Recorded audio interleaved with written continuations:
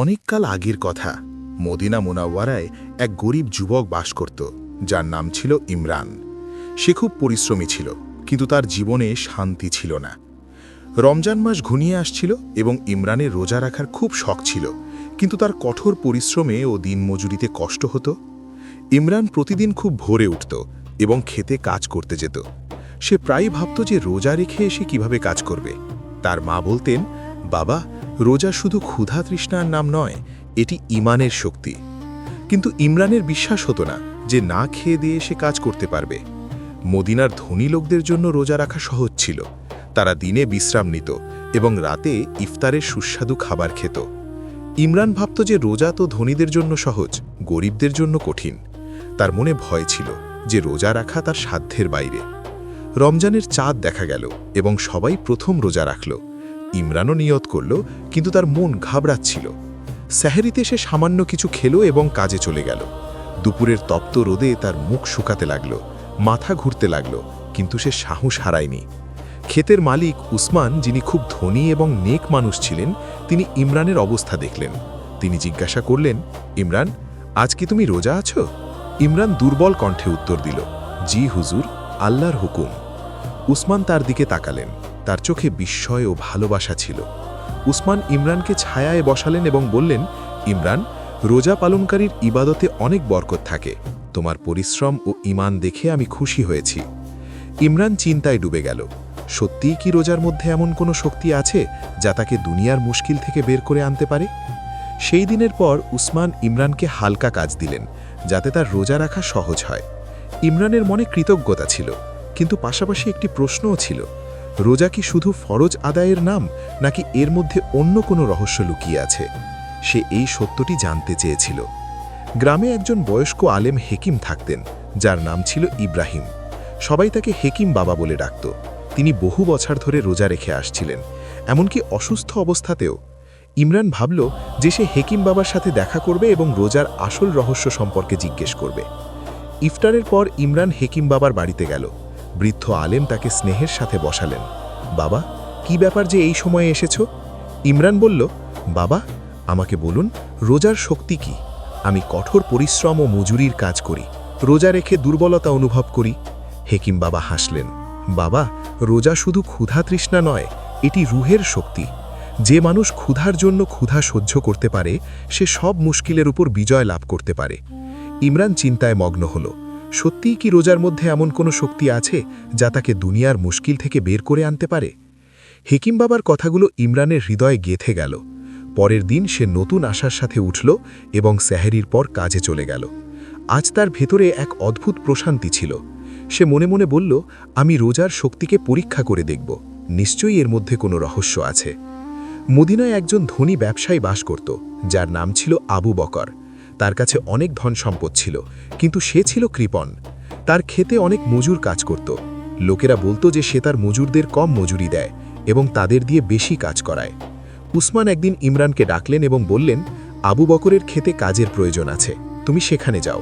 আমি জানি সে খুব কঠোর, কিন্তু তোমার পরিশ্রম দেখে হয়তো তার মন নরম হয়ে যাবে। ইমরান রাজি হয়ে গেল। এখন তার রোজার শক্তির ওপর ভরসা ছিল। ইমরান যখন আবু বকরের ক্ষেতে পৌঁছল, তখন দেখল যে সেখানে অনেক মজুর রোদে কাজ করছে। কেউ কেউ রোজা ছিল আর কেউ ছিল না। আবু বকর ইমরানকে দেখল এবং জিজ্ঞেস করল, তুমি কি রোজা আছো? তাহলে এখানে কি করতে এসেছ? ইমরান আদবের সাথে উত্তর দিল, হুজুর, রোজা আমার ইবাদত আর পরিশ্রম আমার দায়িত্ব, এই দুটোর মধ্যে কোনো বিরোধ নেই। আবু বকর জিজ্ঞেস করল, তুমি সারাদিন পানি ছাড়া কিভাবে কাজ করবে? ইমরান বলল, আল্লাহ তাআলা আমাকে সাহায্য করবেন, তিনি প্রত্যেক রোজাদারকে শক্তি দেন। আবু বকর হেসে বলল, ঠিক আছে, দেখি তোমার আল্লাহ কতটা সাহায্য করেন। সে ইমরানকে সবচেয়ে কঠিন কাজটি দিল, পুরো জমি খোঁড়া এবং নতুন চারা লাগানো। অন্য মজুররা ভাবছিল যে এই কাজ একজন রোজাদার কিভাবে করবে। দুপুরের কড়া রোদে ইমরান কাজে মগ্ন ছিল। তার শরীর ঘামে ভিজে গিয়েছিল, জিভ শুকিয়ে গিয়েছিল, কিন্তু সে সাহস হারায়নি। যতবারই সে দুর্বলতা অনুভব করত, হেকিম বাবার কথা মনে পড়ে যেত। রোজা রুহের শক্তি, এবং সে আবার কাজে লেগে পড়ত। অন্য মজুররা অবাক হচ্ছিল যে ইমরান কিভাবে এত পরিশ্রম করছে। এক মজুর পানি খেতে খেতে বলল, ইমরান, একটু পানি খেয়ে নাও, আল্লাহ মাফ করে দেবেন। ইমরান হেসে উত্তর দিল, ভাই, তৃষ্ণা তো শরীরের, রুহের নয়। আর রোজা রুহের শক্তিতেই চলে। সন্ধ্যা হওয়ার আগে যখন আবু বকর খেতে ফিরে এলো, তখন দেখল যে ইমরান সব কাজ শেষ করে ফেলেছে। সে অবাক হয়ে গেল। সে জিজ্ঞেস করল, তুমি কি লুকিয়ে পানি খেয়েছ? ইমরান মাথা নেড়ে অস্বীকার করল, না হুজুর, আমি আল্লাহর সাথে ওয়াদা করেছিলাম, তিনিই আমাকে সাহায্য করেছেন। আবু বকরের বিশ্বাস হলো না। সে বলল, আগামীকাল তুমি আমার বড় খেতে কাজ করবে। সেখানকার মাটি খুব শক্ত, দেখি সেখানে তোমার রোজা কিভাবে কাজ করে। ইমরান খুশি মনে রাজি হয়ে গেল। তার মনে এক নতুন আশা ছিল। আজ সে রোজার শক্তির প্রথম শিক্ষা পেয়ে গিয়েছিল। পরের দিন ইমরান ভোরে উঠল এবং সেহরি খেল। আজ তার পরীক্ষা ছিল। আবু বকরের শক্ত খেতে কাজ করতে হবে। তার মা উদ্বেগ প্রকাশ করলেন, বাবা, তুমি খুব ক্লান্ত হয়ে পড়বে। ইমরান বলল, আম্মিজান, আমি রোজার শক্তি অনুভব করেছি। আজ আমার বিশ্বাস আরও মজবুত হয়ে যাবে। আবু বকরের বড় ক্ষেতটি মদিনার বাইরে ছিল। সেখানকার মাটি ছিল পাথরে এবং সূর্যের তাপও বেশি লাগছিল। ইমরান যখন সেখানে পৌঁছল, তখন দেখল যে সেখানে অনেক মজুর আগে থেকেই কাজ করছে। আবু বকর ইমরানকে দেখল এবং চ্যালেঞ্জ ছড়ে দিল, আজ তোমার রোজা ভেঙে যাবে। ইমরান সাহসের সাথে কাজ শুরু করল। শক্ত মাটিতে কোদাল চালানো সহজ ছিল না। কয়েক ঘন্টা পর তার হাতে ফোসকা পড়তে লাগল। কপাল দিয়ে ঘাম ঝরছিল, কিন্তু সে সাহস হারায়নি। যতবারই সে দুর্বলতা অনুভব করত, হেকিম বাবার কথা মনে পড়ে যেত। রোজা রুহের শক্তি, এবং সে আবার কাজে লেগে পড়ত। অন্য মজুররা অবাক হচ্ছিল যে ইমরান কিভাবে এত পরিশ্রম করছে। এক মজুর পানি খেতে খেতে বলল, ইমরান, একটু পানি খেয়ে নাও, আল্লাহ মাফ করে দেবেন। ইমরান হেসে উত্তর দিল, ভাই, তৃষ্ণা তো শরীরের, রুহের নয়, আর রোজা রুহের শক্তিতেই চলে। সন্ধ্যা হওয়ার আগে যখন আবু বকর খেতে ফিরে এলো, তখন দেখল যে ইমরান সব কাজ শেষ করে ফেলেছে। সে অবাক হয়ে গেল। সে জিজ্ঞেস করল, তুমি কি লুকিয়ে পানি খেয়েছ? ইমরান মাথা নেড়ে অস্বীকার করল, না হুজুর, আমি আল্লাহর সাথে ওয়াদা করেছিলাম, তিনিই আমাকে সাহায্য করেছেন। আবু বকরের বিশ্বাস হলো না। সে বলল, আগামীকাল তুমি আমার বড় খেতে কাজ করবে। সেখানকার মাটি খুব শক্ত, দেখি সেখানে তোমার রোজা কিভাবে কাজ করে। ইমরান খুশি মনে রাজি হয়ে গেল। তার মনে এক নতুন আশা ছিল। আজ সে রোজার শক্তির প্রথম শিক্ষা পেয়ে গিয়েছিল। কিন্তু তার সংকল্প দীর্ঘ ছিল। সে প্রতিবার কোদাল চালানোর সময় আল্লাহু আকবার বলত এবং নতুন শক্তি অনুভব করত। দুপুরের দিকে অনেক মজুর ছায়ায় বিশ্রাম নিতে লাগল, কিন্তু ইমরান বিশ্রাম নিল না। এক বৃদ্ধ মজুর তাকে ডাক দিলেন, বাবা, একটু বিশ্রাম নাও, নইলে অসুস্থ হয়ে পড়বে। ইমরান ভালোবাসার সাথে বলল, বাবা, আমি ঠিক আছি, আমার রোজায় আল্লাহর সাহায্য আছে। ঠিক সেই সময় আবু বকরের ছেলে ইউসুফ সেখানে এলো। সে তার বাবার মতো কঠোর ছিল না, বরং একজন দয়ালু যুবক ছিল। সে ইমরানের পরিশ্রম দেখল এবং প্রভাবিত হল।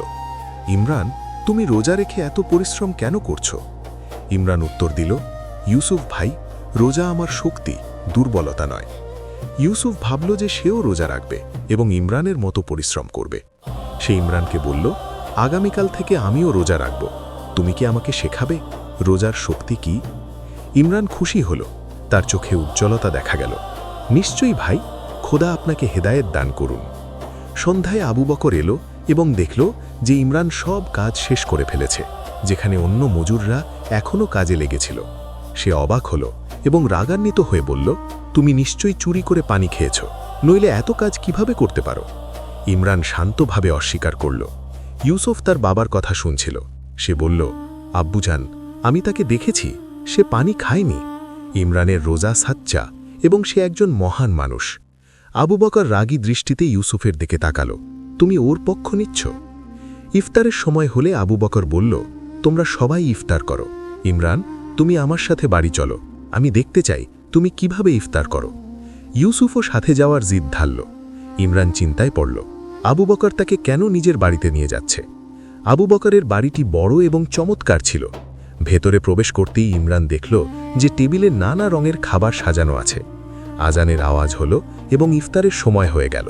আবু বকর ইমরানের দিকে তাকালো, ইফতার করো, টেবিলে সবকিছু রাখা আছে। ইমরান আস্তে করে দোয়া পড়ল এবং এক চুমুক পানি পান করল। ইউসুফ দেখল যে ইমরান খাবারের উপর ঝাঁপিয়ে পড়ল না, বরং সে খুব শিষ্টাচারের সাথে খাওয়া শুরু করল। আবু বকর ইমরানকে জিজ্ঞেস করল, সারাদিনের ক্ষুধার পর তুমি এত ভদ্রভাবে কেন খাচ্ছ? ইমরান হেসে উত্তর দিল, হুজুর, রোজা আমাদের ধৈর্য বা সাবার শেখায়, নিজের ইচ্ছার উপর নিয়ন্ত্রণ রাখতে শেখায়, তা সে ক্ষুধা হোক বা অন্য কোনো চাহিদা। আবু বকরের চোখে বিস্ময় ছিল। খাওয়ার পর আবু বকর ইমরানের সাথে কথা বলল, আমি তোমার পরিশ্রম দেখেছি, তোমার ধৈর্য দেখেছি, আর এখন তোমার আদব কায়দা দেখলাম। আমাকে বলো, এসব তোমাকে কে শিখিয়েছে? ইমরান বলল, এসব আল্লাহর রহমত। রোজাই আমাকে এই ধৈর্য আর শক্তি দিয়েছে। ইউসুফ ইমরানের প্রতিটি কথা খুব মনোযোগ দিয়ে শুনছিল। সে তার বাবাকে বলল, আব্বুজান, আমিও রোজা রাখতে চাই, আমাকেও রোজার শক্তি অনুভব করতে হবে। আবু বকর অবাক হয়ে গেল, তার ছেলে কখনো রোজা রাখতে রাজি হতো না। ইমরান ইউসুফকে বোঝালো, রোজা রাখা সহজ নয়, কিন্তু যখন আপনি খোদার খাতিরে নিজের চাহিদার উপর নিয়ন্ত্রণ আনেন, তখন আপনার ভেতরে এক অদ্ভুত শক্তির জন্ম হয়। ইউসুফ গম্ভীরভাবে বলল, আমার ওই শক্তি চাই, আমি আগামীকাল থেকে রোজা রাখব। আবু বকর সারা রাত ইমরানের কথাগুলো ভাবল। তার জীবনে প্রথমবারের মতো নিজের প্রতি তার লজ্জাবোধ হল। সে এত ধনসম্পদ উপার্জন করেছিল, কিন্তু কখনো খোদার শুকরিয়া আদায় করেনি। সে সিদ্ধান্ত নিল যে আগামীকাল থেকে সেও রোজা রাখবে এবং তার মজুরদের সাথে ভালো ব্যবহার করবে। পরের দিন সেহরির সময় আবু বকর তার বাড়ির সমস্ত চাকর বাকরকে নিজের সাথে খেতে ডাকল, যা আগে কখনো হয়নি। চাকররা অবাক হয়েছিল। আবু বকর বলল, আজ থেকে আমরা সবাই একসাথে খাব, কারণ রোজা আমাদের সমতা শেখায়। ইমরান নিজের বাড়ি ফিরে গেল এবং তার মাকে সমস্ত ঘটনা শোনাল। তার মা তাকে জড়িয়ে ধরলেন, বাবা, তুমি একজন ধনী মানুষের মনে আল্লাহর ভয় সৃষ্টি করে দিয়েছ। এটাই রোজার সবচেয়ে বড় শক্তি, যে এটি হৃদয় বদলে দেয়। ইমরানের চোখে পানি এসে গেল। মদিনায় রমজান মাস খুব সুন্দরভাবে কাটছিল। আবু বকর তার সমস্ত মজুরদের বেতন বানিয়ে দিল এবং তাদের কাজের সময় কমিয়ে দিল। ইউসুফ আর ইমরান ভালো বন্ধু হয়ে গেল। দুজনে একসাথে রোজা রাখত এবং একসাথে ইফতার করত। আবু বকরও এখন রোজা রাখত। একদিন আবু বকর ইমরানকে বলল, আমাকে ক্ষমা করে দাও, আমি তোমার সাথে অনেক কঠোরতা করেছি। ইমরান বলল, হুজুর, ক্ষমা তো আল্লাহ করেন, আমি কে? আপনার জন্যেই আমি রোজার শক্তি বুঝতে পেরেছি, যে এটি শুধু ক্ষুধা তৃষ্ণা নয়, বরং হৃদয়ে বদলে দেওয়ার শক্তি। রমজান মাস যতই এগোতে লাগল, আবু বকরের ব্যক্তিত্বে এক অদ্ভুত পরিবর্তন আসতে শুরু করল। যে ব্যক্তি আগে বদমেজাজি কঠোর ছিল, সে এখন গরিবদের সাহায্য করে, মসজিদে নামাজ পড়ে এবং মানুষের সাথে ভালোবাসার সাথে কথা বলে। মদিনাবাসী অবাক ছিল যে আবু বকরের মধ্যে এই পরিবর্তন কিভাবে এলো। একদিন মদিনায় খরা দেখা দিতে লাগল। অনেক দিন ধরে বৃষ্টি হচ্ছিল না। ক্ষেতের ফসল নষ্ট হতে শুরু করেছিল। মানুষ চিন্তিত ছিল, বিশেষ করে গরিব মানুষ। ইমরানের মা বললেন, বাবা, যদি বৃষ্টি না হয় তবে আমাদের কাছে খাওয়ার মতো কিছু থাকবে না। খরার খবর পুরো মদিনায় ছড়িয়ে পড়ল। লোকেরা রমজানে দোয়া করতে শুরু করল, কিন্তু বৃষ্টি হলো না। আবু বকর তার বাড়িতে একটি সভার আয়োজন করল, যেখানে শহরের গণ্যমান্য ব্যক্তিদের আমন্ত্রণ জানানো হলো। সে বলল, আমাদের গরিবদের সাহায্য করতে হবে। আবু বকর ঘোষণা দিল, আমি আমার গুদামে থাকা সমস্ত শস্য গরিবদের মধ্যে বিলিয়ে দিয়ে দেব। মানুষ অবাক হয়ে গেল। এই সেই আবু বকর, যে কখনো একটি দানাও বিনামূল্যে দিত না। এক বয়স্ক লোক জিজ্ঞেস করলেন, আবু বকর, এই পরিবর্তন কিভাবে এলো? আবু বকর বলল, রোজার বরকতে। ইমরান আর ইউসুফ মিলে একটি পরিকল্পনা করল। তারা মদিনার যুবকদের জড়ো করল এবং বলল, আমরা সবাই মিলে দূর দূরান্ত থেকে পানি আনব এবং ক্ষেতগুলোতে সেচ দেব। যুবকরা অনুপ্রাণিত হল এবং তাদের সাথে যোগ দিল। হেকিম বাবা যখন এসব খবর শুনছিলেন, তখন খুব খুশি হলেন। তিনি ইমরানকে ডাকলেন এবং বললেন, বাবা, দেখো, রোজার শক্তি একটা শহরকে বদলে দিয়েছে। আল্লাহ তাআলা তোমাকে একটি মিশন দিয়েছিলেন, যা তুমি খুব ভালোভাবে পালন করছো। যুবকরা রোজা রাখত এবং দূর দূরান্ত থেকে পানি আনত। তাদের পরিশ্রমে এক অদ্ভুত বরকত ছিল। ইমরান বলল, রোজার মাধ্যমে যে ধৈর্য ও সহনশীলতা আসে, তার মাধ্যমেই আমরা এই কঠিন কাজটি করতে পারছি। ইউসুফ ও তার বাবার সম্পদ এই কাজে লাগিয়ে দিয়েছিল। একদিন ইমরান, ইউসুফ এবং অন্য যুবকরা যখন পানি আনতে যাচ্ছিল, হঠাৎ আকাশে মেঘ ঘনিয়ে এলো। মানুষের মনে আশা জাগল। ইমরান বলল, দেখো, আমাদের দোয়া কবুল হয়েছে। কিন্তু কিছুক্ষণ পরই মেঘ সরে গেল, বৃষ্টি হলো না। সবাই হতাশ হয়ে পড়ল। আবু বকর শহরের সব মানুষকে মসজিদে জড়ো করল এবং বলল, আমরা সবাই রোজা রেখেছি, ইবাদত করেছি, কিন্তু হয়তো আমাদের পরীক্ষা এখনও বাকি। হেকিম বাবা এগিয়ে এসে বললেন, রোজার সবচেয়ে বড় শক্তি হল ধৈর্য। আমাদের সাহস হারানো উচিত নয়। রমজানের শেষ 10 দিন শুরু হলো। মানুষ ইতিকাফে বসে বিশেষ দোয়া করল। ইমরান, ইউসুফ এবং আবু বকরও ইতিকাফে ছিল। এক রাতে ইমরান স্বপ্নে দেখল যে বৃষ্টি হচ্ছে এবং সারা মদিনা সবুজে ভরে উঠেছে। সে চোখ খুলল এবং বৃষ্টির আওয়াজ সরে চমকে উঠল। বৃষ্টি শুরু হয়ে গিয়েছিল। মসজিদে উপস্থিত সবাই বাইরে বেরিয়ে এলো। এবং আনন্দে আল্লাহর শুকরিয়া আদায় করতে লাগল। ইমরান, ইউসুফ আর আবু বকরও বৃষ্টিতে দাঁড়িয়েছিল। তাদের চোখে পানি ছিল। ইমরান বলল, দেখলে, এটাই রোজার শক্তি। আল্লাহ আমাদের দোয়া কবুল করেছেন। টানা 3 দিন ধরে বৃষ্টি হতে লাগল। মদিনার শুকনো ক্ষেতগুলো আবার সবুজ হয়ে উঠতে লাগল। মানুষের মধ্যে আনন্দের বন্যা বয়ে গেল। আবু বকর তার বাড়িতে এক বিশাল দাওয়াতের আয়োজন করল এবং শহরের সব গরিব মানুষকে আমন্ত্রণ জানালো যাতে ঈদের দিন সবাই মিলে আনন্দ করতে পারে। ঈদের চাঁদ দেখা গেল। মানুষ আনন্দে একে অপরকে ঈদ মুবারক জানালো। ইমরান তার মাকে নিয়ে আবু বকরের বাড়িতে গেল। সেখানে সে দেখল যে পুরো বাড়িটি ঈদের আলোয় সাজানো হয়েছে এবং চারদিকে আনন্দের পরিবেশ। ইউসুফ দৌড়ে এসে ইমরানকে জড়িয়ে ধরল। আবু বকর সমস্ত মেহমানদের সামনে ঘোষণা করল, আমি আজ একটি গুরুত্বপূর্ণ সিদ্ধান্তের কথা শোনাতে চাই। সবাই চুপ হয়ে গেল। আবু বকর ইমরানের দিকে ইশারা করল, এই যুবক আমাকে রোজার আসল অর্থ বুঝিয়েছে। ওর কারণে আমার জীবন বদলে গেছে। আজ আমি আমার অর্ধেক সম্পত্তি গরিবদের মাঝে বিলিয়ে দিতে চাই। মানুষজন অবাক হয়ে গেল।